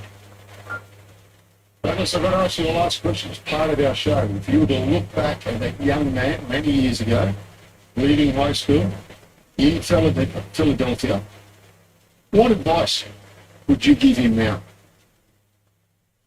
Well, anybody who's starting out, I would say the same thing that I told myself at the time.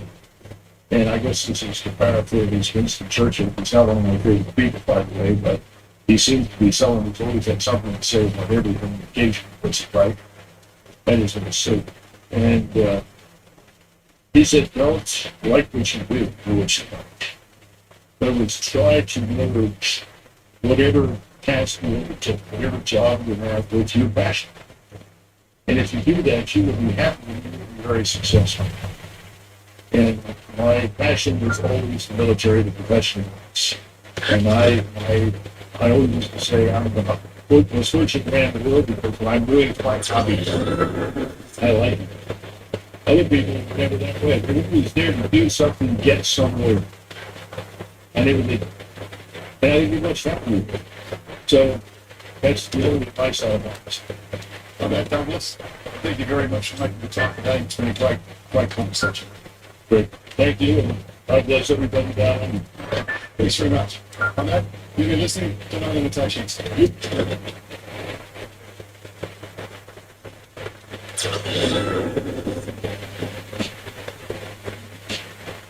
Hello, Alex, this is Dispatches. As the horrors of war burns in Ukraine, we know that battles are taking place, soldiers are dying, towns and cities are being destroyed, millions of civilians are losing their homes, and lives and dreams are being destroyed. As for the battlefield, once the war started, we entered the fog of war. This might be the worst part of the war in human history. We have no idea who lost how many men and tanks and planes. We have no idea who's really winning or losing. Either side's claim is true. Western news reports are heart-wrenching, but they don't add to our understanding and knowledge. They tell us that civilians are suffering, and they appeal for more weapons. Only when the war is over will we slowly understand what took place after February 24th, 2022. But even then, without the benefit of understanding history, we won't know why it happened. The war in Ukraine didn't begin this year, but in 2014, and the narrative of those days is shrouded in mythology. The West wants heroes and villains, but they don't want their heroes to also be Nazis. So they forget the numerous reports and documentaries in mainstream Western media about the radical extremist militias in Ukraine and their control over the street in the 2014 coup. To help make sense of it all and place this war and the Ukrainian extreme right in its historical context, I'm joined by Therese Zelda, a historian from Germany who's currently associate professor of history at Koch University in Israel, working on Russian, Ukrainian, and generally East Europeans. He also speaks Russian and Ukrainian and has lived in Ukraine for a total of 5 years, 3 of which as the head of the Center for Urban History of East Central Europe at the State Department. Therese, welcome. Hi, how are you? I'm good, and I'm so happy to have you on. You know, as I said in the introduction, Ukrainian nationalism has always been dangerously intertwined with fascism. And your academic background includes writing on Ukraine during World War II. So I think a good place to start would be, can you discuss the origins of right-wing nationalism in Ukraine? And then we can talk more about today, after we talk about history a little bit. So yeah, what are its origins? So the origins of the right-wing position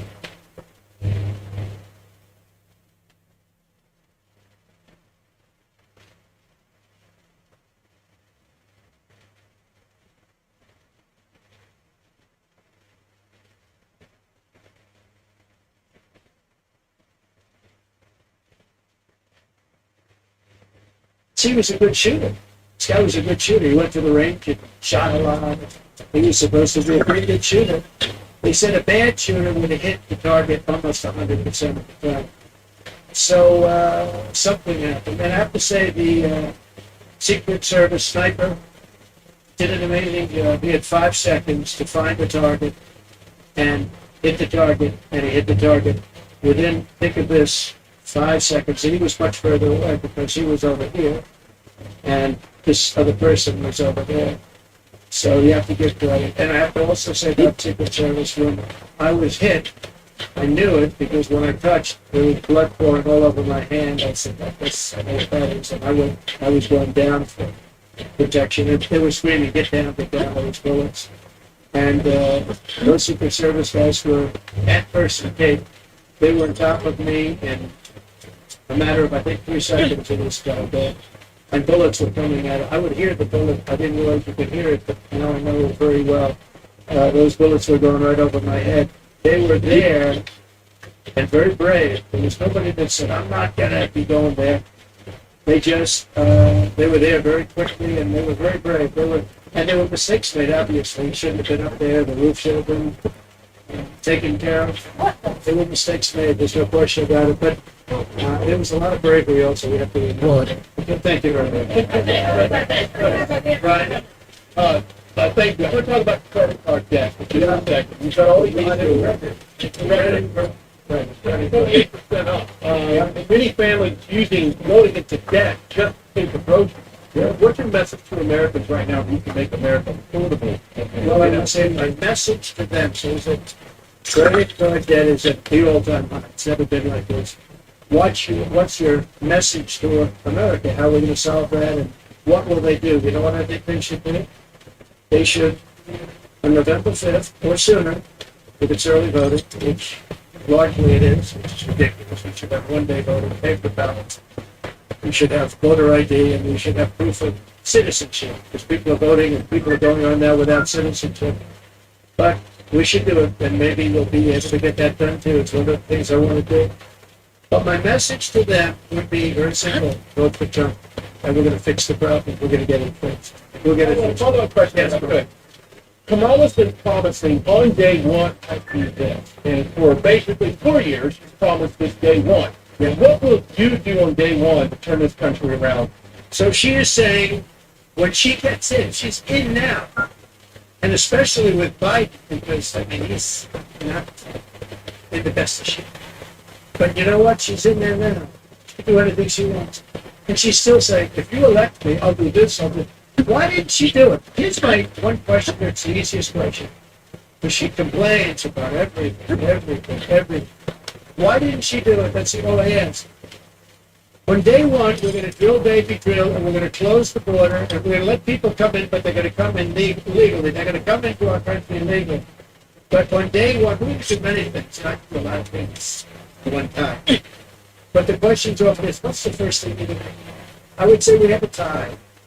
We're going to close the border. We're going to stop the millions of people coming in, and we're going to take all of the criminals that have come in, and we know every one of them. I know.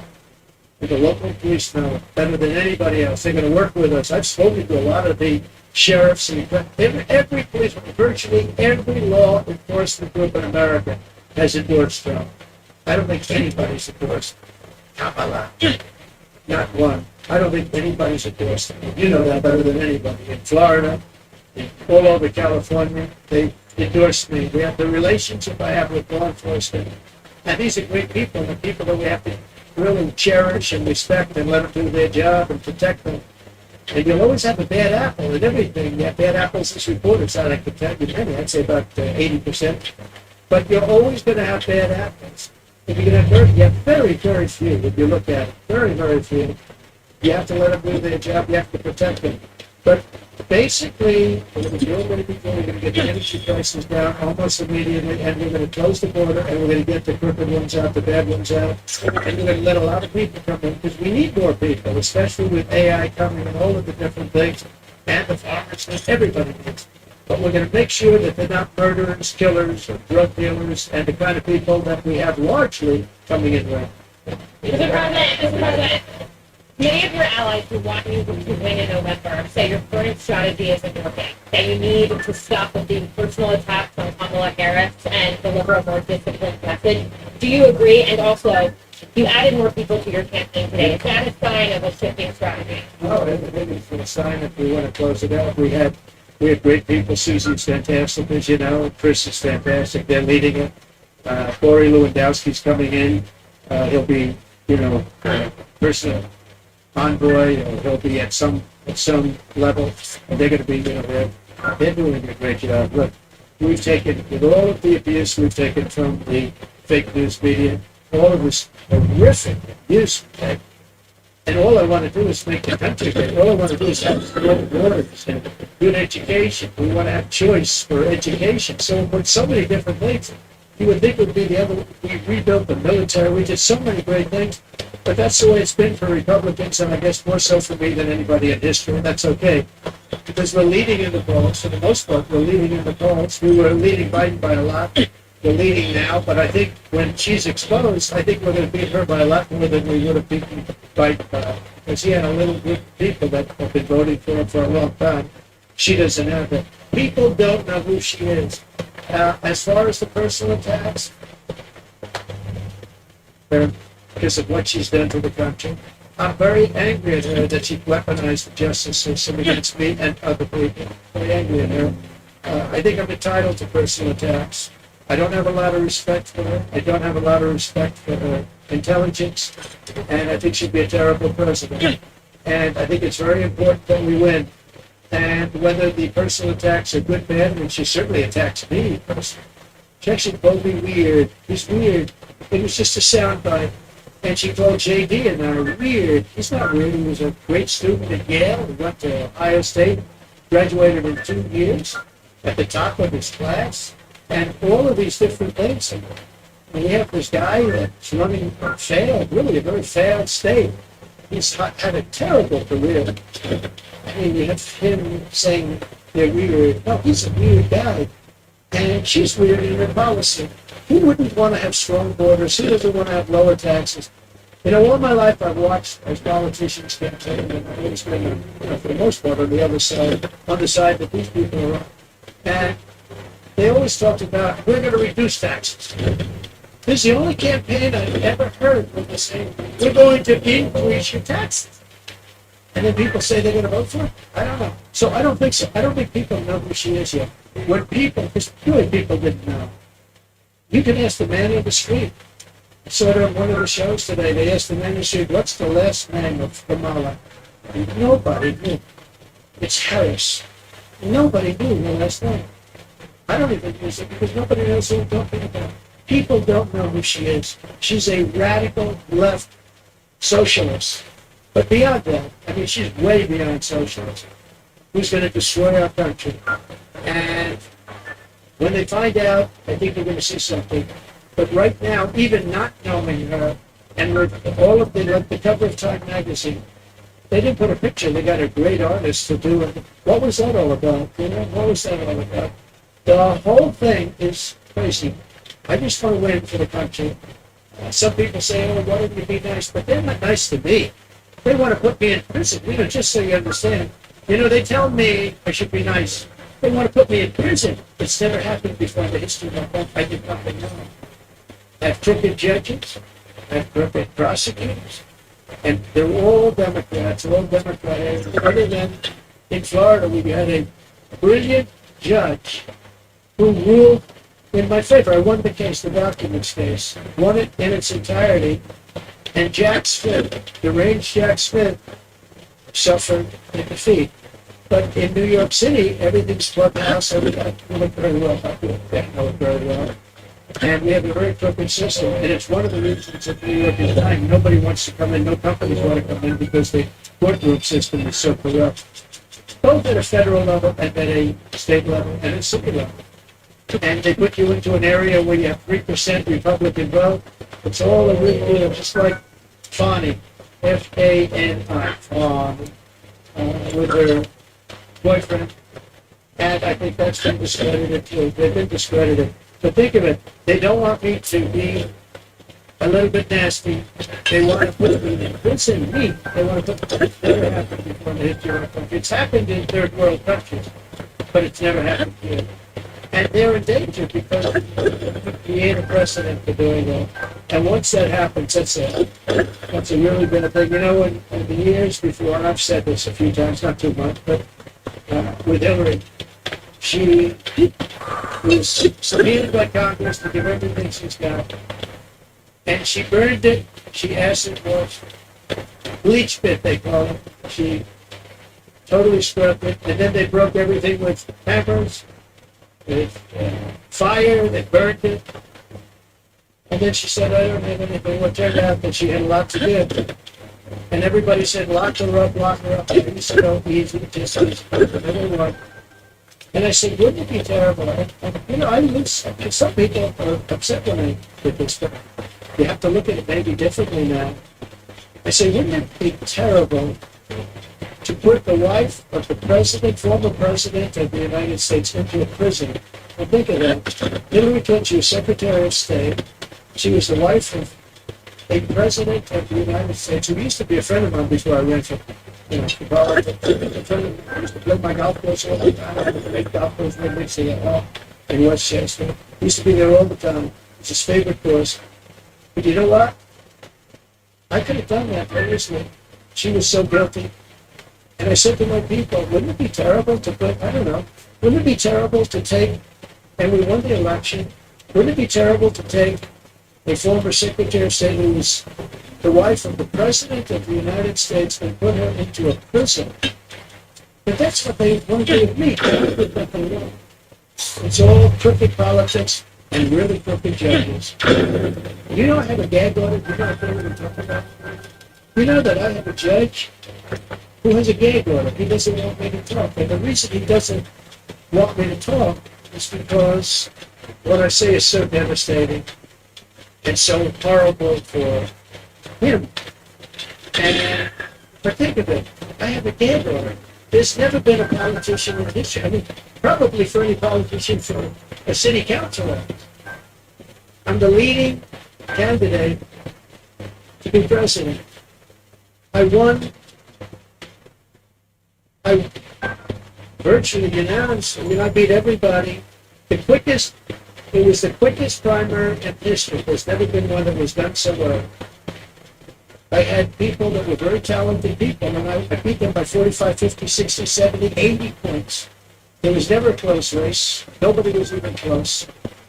Good talent, they weren't close. And I'm running against the Democrats, so it's a two-party system, whether we like it or not. Republican, I'm the Republican, and I'm leading. But let's say I'm tied, but I'm leading. I believe I'm leading by a lot more than people think. And I believe we'll be leading by a lot more. And I have a judge who put a gag order. So when you ask me a question, or when you ask me a question, I can't give you an answer, because if I give the answer, they want to put you in jail. So you'll put him in jail. The gag order. And this is in a state where unfortunately, the laws have been very bad, and they haven't been upheld by the appellate divisions generally. Although I have one case where we judge, a certain judge, I don't know his names, but the Attorney General case, where we won 5 appeals on the same case. The most ever, it was a ridiculous, horrible decision, where you have a very, very biased voting population, and a judge that his hatred of Donald Trump was beyond belief. And we won the case, but he ruled a ridiculous amount of money, civil case. Ruled ridiculous. Now this is what they're doing is interference with an election. They want to interfere. Look at the local sentence right before the election takes place. Let's sentence him. Because who's going to vote for him if we sentence him? Let's sentence him right before. No. This is interference with a presidential election at a state level, and it's a state that owes Democrat. It's interference, and as you know, the Supreme Court ruled recently on immunity, and I'm immune from all of this stuff that they charged me with. But it's been a terrible thing. And yet, when it came time to make a decision, I said, I don't want to put the wife of the President of the United States in prison.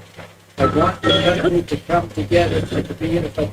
And here it is a few years later, and these people say, let's go do what? Because I challenge an election? Because I want to challenge an election? Or some other reason? It's a really disgraceful thing. It's a shame. And the both parties, because once they start that ball rolling, once they started rolling, it's a nasty roll. Yes, please. Some questions here. Nikki Haley told our rep there that Republicans need to stop whining about Kamala Harris, focus on supporting those independents and suburban women, the moderates out there. What do you think about strategy? Would you consider having Nikki Haley on the campaign trail with you? Sure. I think that we're doing very well. I think that we're hitting the nerve. I think this is a different kind of a race. All we have to do is define our opponent as being a communist or a socialist or somebody that's going to destroy our country. I fought Nikki very hard. I beat her in her own state by legendary happiness. I get along with her fine. I appreciate that she endorsed me and all of that. No, I think relative to what they're doing and how radical they are and how in many ways how sick they are, I think I'm doing a very good job. Shouting. And you'll say he ranted and ran at the neck. But some of you will say he ranted and I'm a very top person. If I wasn't, probably wouldn't be around here. But no, I think I appreciate her advice.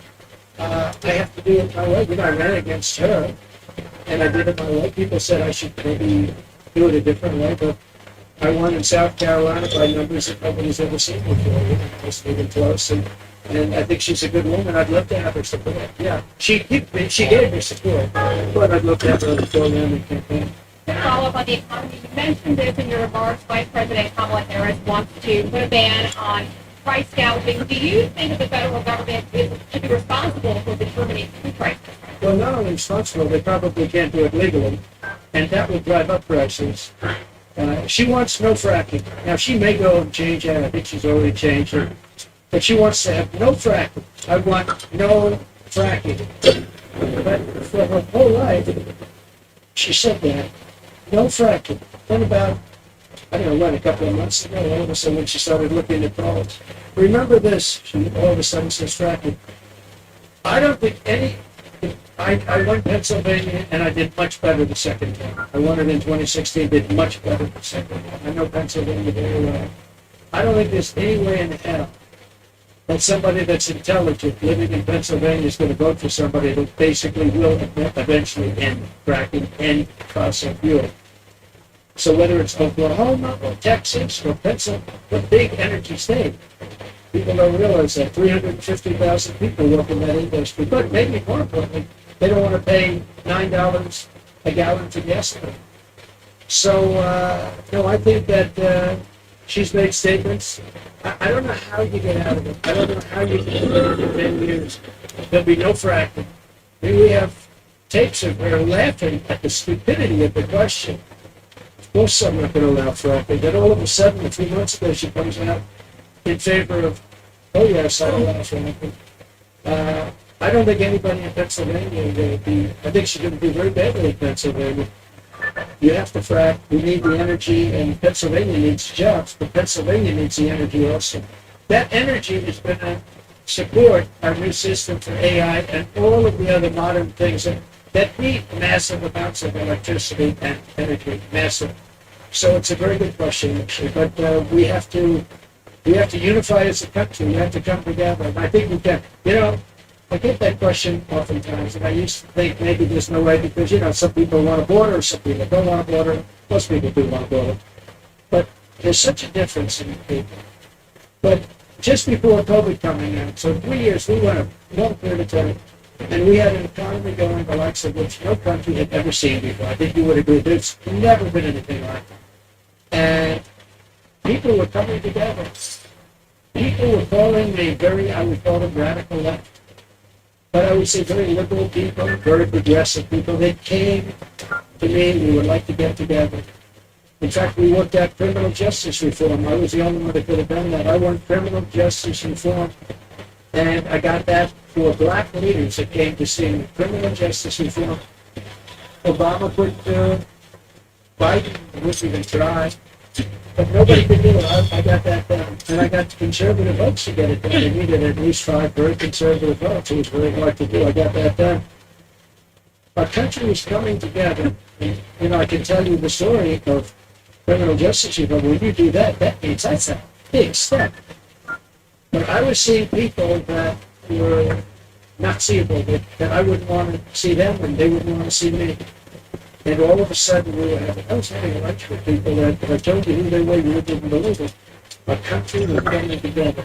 Success was bringing our country together. And it can be done. Success will bring our country together again. It can be done. It was an amazing phenomenon. And I used to say, I don't know if people have to get it together. I've never seen anything like, for instance, me getting criminal justice. And I did it Democrats, very convenient. Republicans were saying, and staying in jail for 40 years. And today they were going to and we got it done. It was great. Our country was coming together. The black population have the best numbers they've ever had on jobs and income. The Hispanic population has the best numbers. Asian population, men, women, young people with diplomas from the best schools, the School of Finance, they're all coming together. And everybody was happy. And young people without a high school diploma. The best MIT students and people without a diploma were all working. They were making more money than they'd ever made. Every single. There wasn't one group that wasn't doing better than it was the year before, 2 years before, 10 years before. It was the best our country had ever been, and we were leapfrogging China. China didn't have a chance. I took in hundreds of billions of dollars in tariffs from China. Hundreds of billions of dollars. No president ever took in that sense. And what happened was No president even took in 10 cents. And our country was unified. It was the first time anyone's seen it, but our country was unified. Sort of polling out there. I know you're saying that you're leading in some polling, but there is other polling out there. Fox News poll out just yesterday has you up by just 1 point. How do you break the way? Fox News has always been my worst poll, believe it or not. And even Fox News had me up by 1 or 2 points yesterday. I also think, I tend to poll low. In some cases, really low. In 2016, I was polling low. Because people didn't want to say who they're voting for. I don't know if that's going to be a good thing or a bad thing, but it is what it is. And we did very well in 2016. We did much better in 2020, much better. The bad things happened. Through COVID, very bad things happened. So we're not happy about that. Yes, I've seen you around a little bit. So go ahead, please. Thank you. Thank you. You talked about how China was affected before. What's the plan for holding China accountable to get through it? Well, China. I had a great relationship with President Xi. We made a fantastic trade deal, $50 billion of farm products and manufacturing products they had to buy here, and they were adhering to it. They don't like it because they don't respect Harris or Biden. But as you know, we signed a trade deal with China, and it was actually better than even the USMCA. It was a great trade deal. China had to buy $50 billion, $15 billion, anything else, $50 billion. And it was a great trade deal. I think that that's going to be underrated things. I think we have a great relationship with China. I hope we're going to have a great relationship. But it's going to be a fair relationship. China was taking advantage of the country for years, but so was every other country, in all fairness to China. Every single country was taking advantage of the United States. I can't think of one country where we were doing better than them. Japan was taking it. Abe was my dear friend, one of the great men, great leader. But all of these countries were, I used to say, who signs this agreement? It's amazing that we economically survived. Because we had such bad negotiators, or people were getting paid off. I actually looked at some deals and say nobody could be so stupid to sign a deal that's so one-sided. Whoever made this deal has been paid off. And then I'd look into it a little bit, yeah, and all of a sudden he's working as an agent for that country 3 years later, 5 years later. We changed a lot of those to South Korea. We changed the South Korea deal. We made it from a horrible deal to a big deal. I changed the Japan deal. But I made a great deal with China. They had about $50 billion worth. Billion was what it was. In fact, it was a misunderstanding. When I said the people negotiating, what number are we talking about? They said 15. I thought they said 50. So when they came back to me, they said, "So we're all set to get it going." I said, "Good, what's the number, 15? I said, "You told me 50. Why are we going down to 15? They said, "No, we said 15. I said, "You told me 50. I heard them wrong. They said 15, but I heard them wrong. So I said, "Go back and get 50. And we got 50 instead of 15. And it was great. You know, I really think that we can have a great relationship with China. We can have a great relationship with a lot of them. One of the things with China, any country, not all of the countries, but one thing is they have to respect you. If they don't respect you, and you know, it was very tough in countries like Japan, and yet obviously he was a great man, he was a great leader. But I believe that I was very tough in it. I was very tough in Russia. They called me the toughest. I ended George Stick too. I ended George, the biggest deal they've ever done, the biggest pipeline in the world, the biggest all of Europe was going to be supplied by Russia. And I ended the deal, it was dead. And then Biden comes in and approves it. And they say, "Oh, I who actually said that they're going to go down?" And you're supposed to be like friendly with me. I would hate like hell to be brutal. Think of it. Not only that, the sanctions. But forget the sanctions. I ended Nord Stream 2. The pipeline was dead. And then Biden comes in, and he got $3.5 billion in all fairness from the mayor of hospitals. Remember that? During the debate, we brought it up, and Chris Wallace is not the father. He's not, there is no resemblance between him and Mike Wallace that I could tell. He said, "You shouldn't be talking about that." I said, "Why not?" They got the family, $3.5 billion from the mayor of Oscar's wife. Why wouldn't I talk about that? He wouldn't let me talk. They said, "What I'm negotiating against two people, not one." I turned out to be right, because a year later, that was a big scandal. Why did he get $3.5 billion?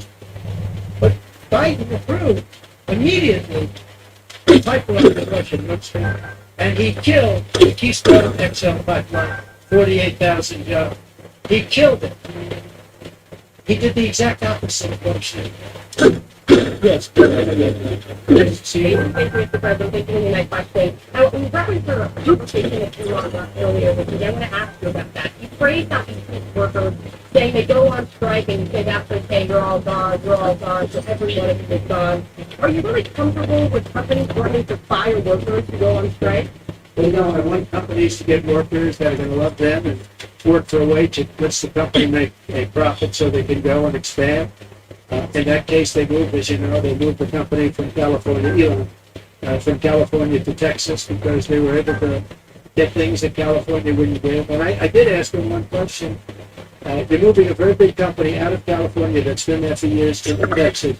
Did the governor ever call you and say, like, "Let's work it out because we don't want to lose you"?